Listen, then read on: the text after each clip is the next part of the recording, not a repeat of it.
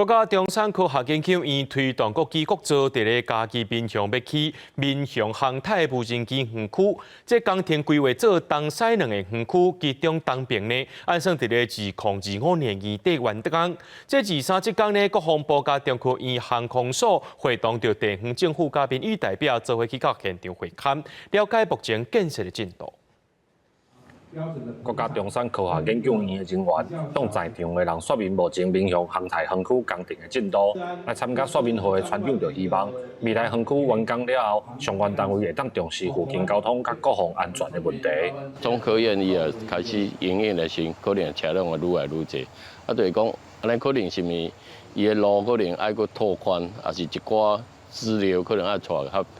算讲较袂遐侪，所以互阮的船民较会使安全去参与。咱这较早这个所在就是军事要点啦，哈，包括你基本上这个无人机产业，一定是受到那个敌方的注目嘛。我是建议国防部来朝这个方向去设计成有提供我们附近居民可以防空避难。嘉义县民雄航太园区分做东边甲西边两个园区，会先完工的东边，暗算要来去研发生产工厂、宿舍大楼甲一寡基础的建设。 针对地方对交通、有国防安全的问题，中科院嘛指出，会甲相关单位来讨论，看要安怎来协助地方。这个部分一定是要配合在地的一个发展的一个需要，那来把这边不管是交通或是这个防空避难，